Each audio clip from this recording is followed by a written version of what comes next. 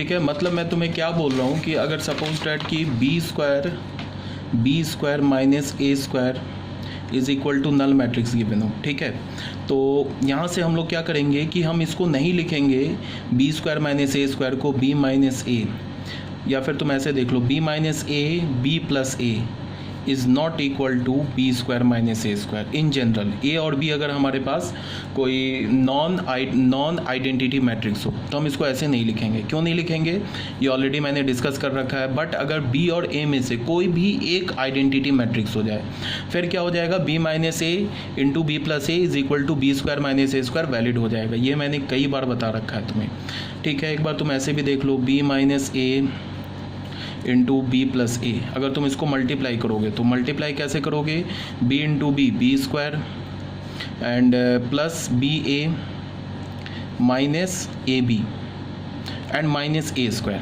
अब तुम यहाँ से देखो, ये जो मैट्रिक्स है ना B A minus A B, ये एक नल मैट्रिक्स नहीं होगा इन जनरल। क्यों नहीं होगा, क्योंकि मैंने ऑलरेडी डिस्कस कर रखा है कि B A is not equal to A B in general.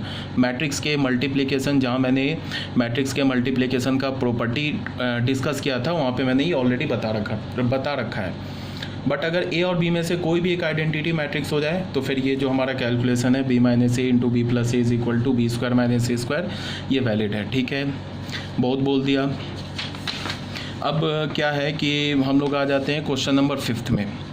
Question number 5 में क्या बोल रहा है कि if B is idempotent then prove that. First में हमें क्या प्रूव करना है, A is equal to I minus B is also idempotent. Second में हमें क्या प्रूव करना है, A B is equal to B A is equal to null matrix, ठीक है। तो गिवन क्या है, सॉल्यूशन करते हैं।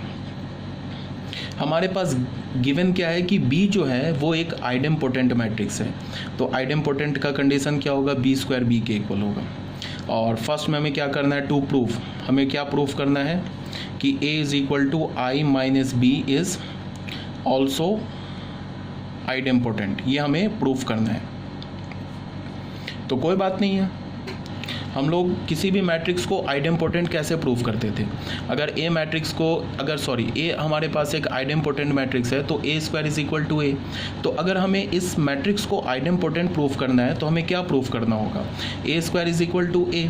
तो ए स्क्वायर ले लिया, ए किसके इक्वल है, आई माइनस बी के, इसका स्क्वायर ले लिया, ठीक है। अब फिर क्या हो गया, ए और बी में से एक मैट्रिक्स आइडेंटिटी मैट्रिक्स हो गया, तो हम इसको क्या करेंगे, सिंपल ए माइनस बी का फॉर्मूला लगा देंगे। तो ए माइनस बी क्या होता है, A square minus 2ab and plus of B square. I square का वैल्यू क्या होगा, आई एंड माइनस 2ib क्या होगा, 2b। और बी स्क्वायर को क्या लिख सकते हैं, बी। क्यों लिख सकते हैं, because B square is equal to B given है। तो हमें क्या मिल गया, A square is equal to I minus 2b plus B. तो आई माइनस बी किसके इक्वल हो गया, ए। तो यहाँ से देख लो, A square is equal to A, this implies that A is equal to I minus B is an idempotent matrix, idempotent, ठीक है, मैट्रिक्स। तो ये भी क्लियर होगा, ठीक है। तो हमारा फर्स्ट पार्ट प्रूफ हो गया। अब सेकंड पार्ट में आते हैं। सेकंड पार्ट क्या बोल रहा है कि प्रूफ करो A B is equal to B A is equal to null matrix given. Given क्या है, B is an idempotent matrix, तो B square is equal to B. तो इसको कैसे प्रूफ करें, तो इसको प्रूफ करने के लिए हम लोग क्या करेंगे, सबसे पहले ए बी कैलकुलेट करेंगे। ए बी को नल मैट्रिक्स के इक्वल प्रूफ कर देंगे, फिर बी ए कैलकुलेट करेंगे, बी ए को भी नल मैट्रिक्स के इक्वल प्रूफ कर देंगे। फिर वहाँ से क्या हो जाएगा, A B is equal to B A is equal to null. तो ए बी प्रूफ करते हैं, तो ए। अब बी किसके इक्वल है, क्वेश्चन में क्या गिवन है, अभी हम लोग अच्छा बी यहाँ से निकाल सकते हैं। बी को क्या लिख सकते हैं, आई माइनस ए। क्यों, क्योंकि ए किसके इक्वल है, ए इज इक्वल टू, अच्छा ऐसे नहीं करो, तुम करो क्या कि बी, ऐसे नहीं करो, हमें ए बी प्रूफ करना है ना, ठीक है, ऐसे ही करेंगे, सॉरी ए बी। तो ए लिया और बी को क्या हम लोग लिख सकते हैं, आई माइनस ए। क्यों, क्योंकि हमारे पास क्या गिवन है, A is equal to I minus B.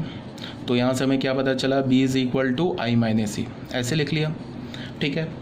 तो A B is equal to क्या हो जाएगा, ये हो जाएगा ए आई माइनस ए स्क्वायर, तो ये ए आई क्या होगा, ए माइनस ए स्क्वायर, ठीक है।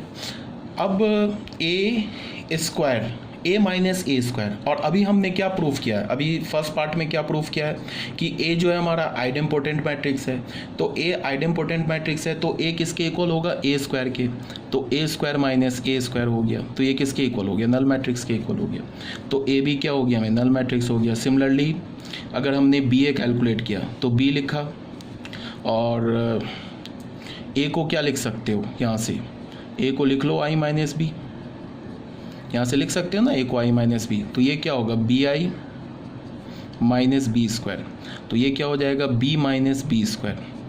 अच्छा, बी मैट्रिक्स के बारे में हमें कोई इन्फॉर्मेशन नहीं गिवन है, तो कोई बात नहीं है, इसमें भी कोई दिक्कत नहीं है।